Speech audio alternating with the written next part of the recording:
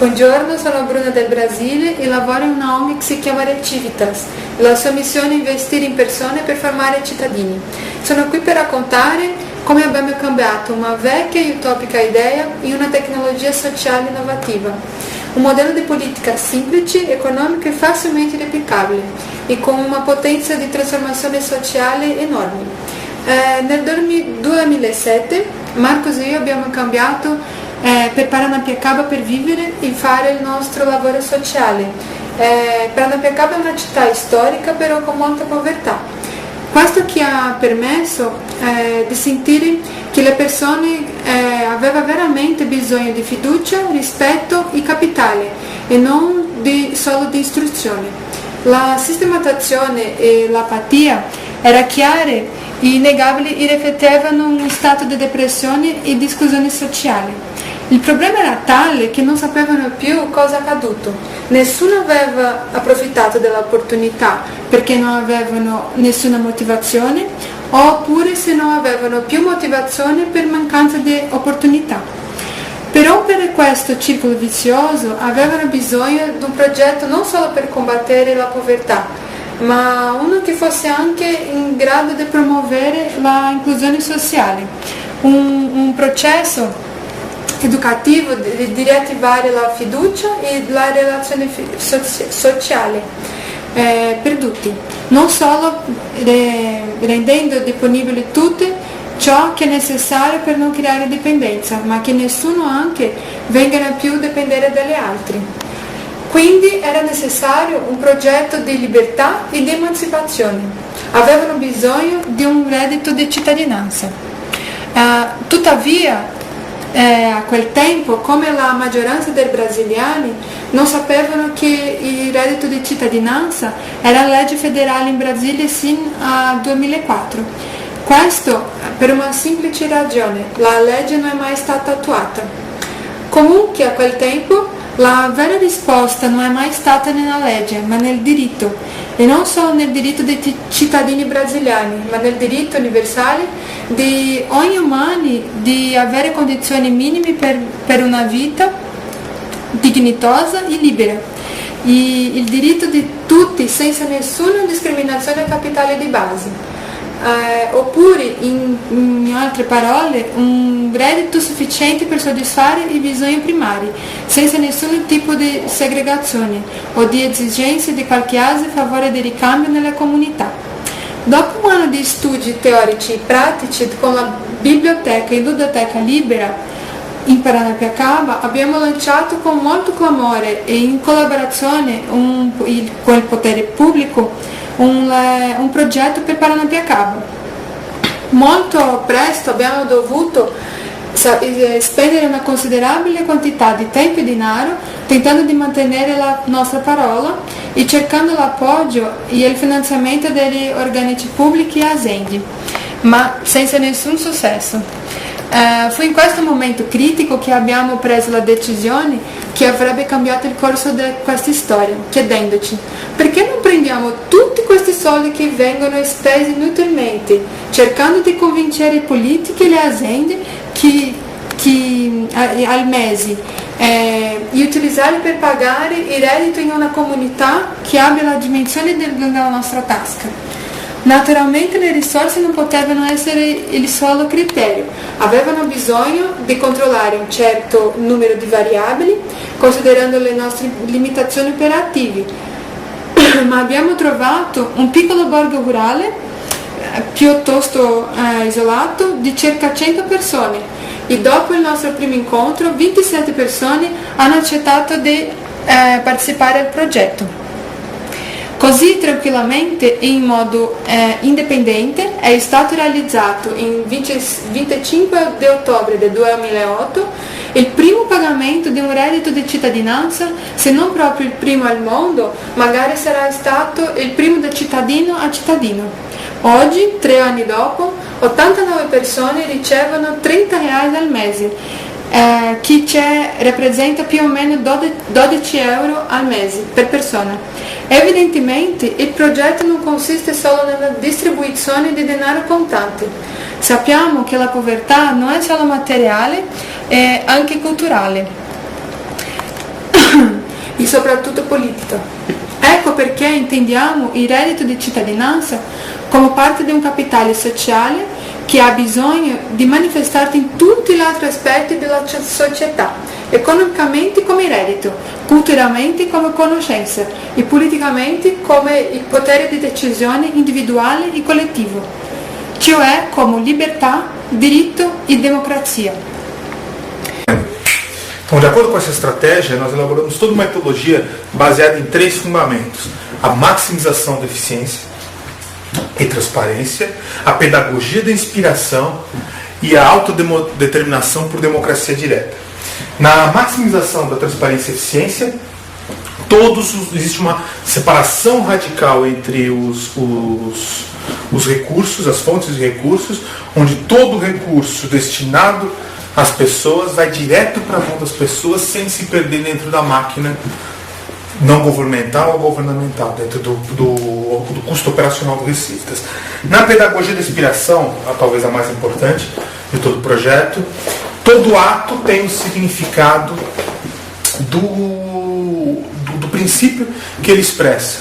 Nós não transmitimos o conhecimento da renda básica, o conhecimento do princípio, pelo discurso. Nós transmitimos ela antes pelo ato e depois a reforçamos com o discurso. Nesse processo, teoria e prática estão dentro do mesmo espaço e que dispensa toda uma estrutura muito pesada e custosa, com a criação de uma estrutura física, um meio ambiente pedagógico separado. A pedagogia é feita dentro do projeto e o próprio projeto é o ato pedagógico. A terceira e última, que é talvez o elemento que determina, um dos mais importantes que determina a elegibilidade, é a democracia direta por autodeterminação. O que significa isso? Nós compreendemos a comunidade em rede, né? Ou seja, dentro do princípio da renda básica, nós não entendemos a comunidade como um arrebanhamento de pessoas, como um cercado geopolítico de fronteiras imaginárias ou reais. As pessoas são a comunidade, e a comunidade é determinada pela rede social formada por essas pessoas. Então, e são aí que acontece, são as pessoas que determinam quem pertence ou não pertence à comunidade. Isso elimina custos desnecessários, toda uma burocracia pesada, e a comunidade ganha em autoestima por poder ela própria criar sua identidade. Isso é o princípio da comunidade por democracia direta. Questo programma non è stato progettato per essere solo una provocazione al potere pubblico, ma per garantire un diritto di fatto, il quale finora esisteva era solo in teoria. Ma più che limitandosi a riaffermare una possibilità, era necessario verificare se fossero prove empiriche da giustificare. In questo consisteva l'esperienza. Solo i risultati potrebbero rispondere a alcune domande circa il reddito di cittadinanza, carico di pregiudizi o no, che non poteva restare senza risposta. Le persone sentirebbero o no sicuri? Non sarebbe più efficiente dare solo ai bisognosi? Così pochi soldi possono fare la differenza o no? E quale? Oppure un sistema con tale grado di libertà e anche di autodeterminazione può funzionare oggigiorno? In altre parole, dopo essere stati condizionati tutta una vita a comportarsi in conformità con premi e punizioni, saranno ancora in grado di sviluppare sentimenti di solidarietà e convivere comunitariamente in un sistema di fiducia mutua e parità di diritti? È questo l'obiettivo del progetto. Per rispondere a queste domande il progetto è stato aperto per studi e ricerche internazionali indipendenti e adesso che quale diamo voce e spazio. L'argomento che i poveri non sanno spendere i loro redditi responsabilmente, dando preferenza a programmi di trasferimento in natura o legato a condizionamenti determinati, empiricamente cade giù. Le famiglie molto povere, con poco accesso a lavori retribuiti, hanno dimostrato di essere in grado di spendere il denaro ricevuto nel consumo di prodotti di prima necessità, salute e istruzione per i membri della sua famiglia, perfettamente in grado di prendere decisioni strategiche per migliorare le condizioni di vita delle famiglie a medio e lungo termine attraverso modelli di spesa responsabile. Alice Crosser, CEPAL, ONU. In Coatinga Velho è il più importante bene sociale. Il tempo dedicato agli altri di fuori della famiglia senza essere pagato è superiore al lavoro medio pro capite in molti paesi sviluppati. Il progetto di reddito di base a Coatinga Velho dimostra che fornire un reddito di base può essere la soluzione più economica e un migliore effetto sul capitale sociale e del bene comune di un luogo. Dottor Alexander Dill, il valore di R$30 del reddito di base in Coatinga Velho è sufficiente per aiutare le persone a soddisfare i bisogni materiali di base. Soprattutto i bambini approfittano di questo beneficio. Il progetto di Recivitas è riuscito con l'uso estremamente limitato di risorse finanziarie, a ottenere significativi effetti sociali. Va sottolineato l'impatto positivo alla soddisfazione dei bisogni di base e la qualità di vita dei partecipanti al progetto. I risultati permettono di concludere che il reddito di base ha contribuito allo sviluppo sostenibile in Coatinga Velho. E gli effetti sono stati così convincenti, soprattutto nel campo della garanzia dei bisogni fondamentali, il miglioramento della qualità di vita e formazione sociale. Mattias Rudolph. Tuttavia, se la legge 10.835 non è stata applicata in Brasile, un piccolo quartiere di Mogi das Cruzes entra nella storia come il primo luogo in Brasile dove è stato impiantato il reddito di base del cittadino. In questa prospettiva, Santos Neto ritiene che il reddito di base rompe la dipendenza dei programmi assistenziali,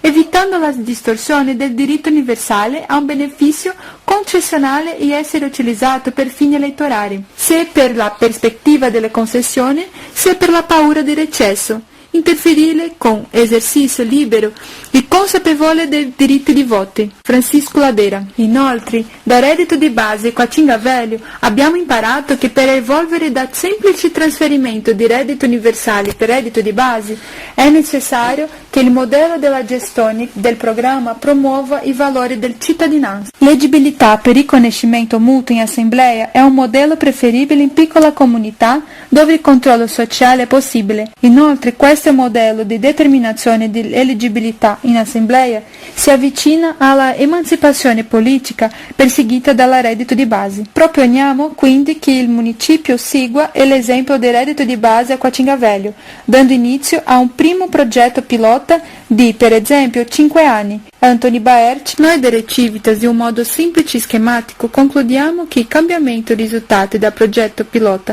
di reddito di base a Coatinga Velho vanno da un stato di incertezza circa la sopravvivenza immediata a un stato di vera libertà che riflette non solo la fine delle provvigioni più primitive, ma piuttosto l'emergere di nuove aspettative e le prospettive di futuro. E è per realizzare questo futuro che abbiamo creato il progetto Big Bank, una banca sociale di reddito di base garantito con l'obiettivo di fornire un reddito di base senza imposti, rendendo sostenibile tutta la rete di protezione senza frontiere. In questo modello le persone non contribuiscono con il loro capitale, ma solo con l'interesse o parte di esso per il pagamento del reddito di base, per mezzo dei fondi di sostenibilità del terzo settore. In questo momento siamo in una nuova fase di sperimentazione della banca. Il microcredito per il reddito di base è già in corso a Coatinga Velho e dal prossimo anno si aprirà con un atto pubblico la replica del modello e da formazione dei moltiplicatori. Queste nuove comunità saranno finanziate dal progetto Big Bang. Per terminare, o meglio, per aprire la possibilità di questo nuovo futuro,